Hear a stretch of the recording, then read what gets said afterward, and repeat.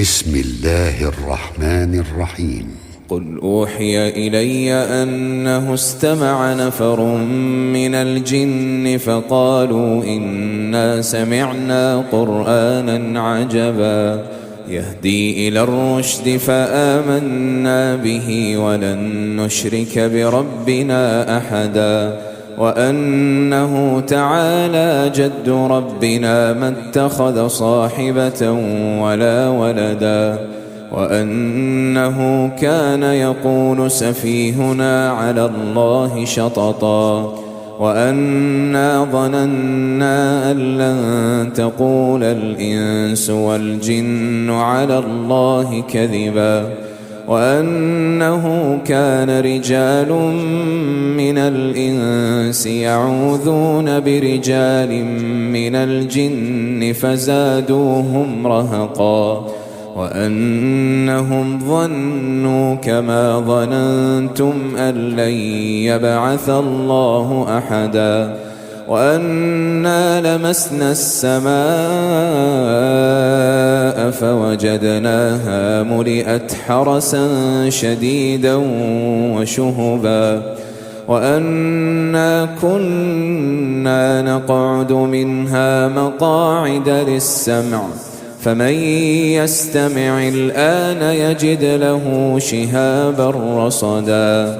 وأنا لا ندري أشر أريد بمن في الأرض أم أراد بهم ربهم رشدا وأنا منا الصالحون ومنا دون ذلك كنا طرائق قددا وأنا ظننا أن لن نعجز الله في الأرض ولن نعجزه هربا وأنا لما سمعنا الهدى آمنا به فمن يؤمن بربه فلا يخاف بخسا ولا رهقا وأنا منا المسلمون ومنا القاسطون فمن أسلم فأولئك تحروا رشدا وأما القاسطون فكانوا لجهنم حطبا وأن لو استقاموا على الطريقة لأسقيناهم ماء غدقا لنفتنهم فيه ومن يعرض عن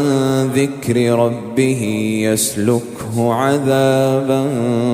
صعدا وأن المساجد لله فلا تدعوا مع الله أحدا وأنه لما قام عبد الله يدعوه كادوا يكونون عليه لبدا قل إنما أدعو ربي ولا أشرك به أحدا قل إني لا أملك لكم ضرا ولا رشدا قل إني لن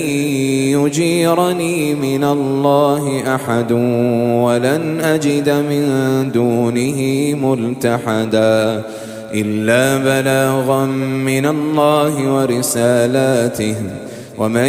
يعص الله ورسوله فإن له نار جهنم خالدين فيها أبدا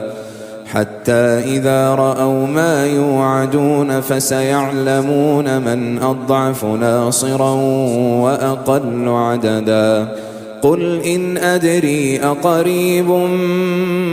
ما توعدون أم يجعل له ربي أمدا عالم الغيب فلا يظهر على غيبه أحدا إلا من ارتضى من رسول فإنه يسلك من بين يديه ومن خلفه رصدا ليعلم أن قد أبلغوا رسالات ربهم وأحاط بما لديهم وأحصى كل شيء عددا.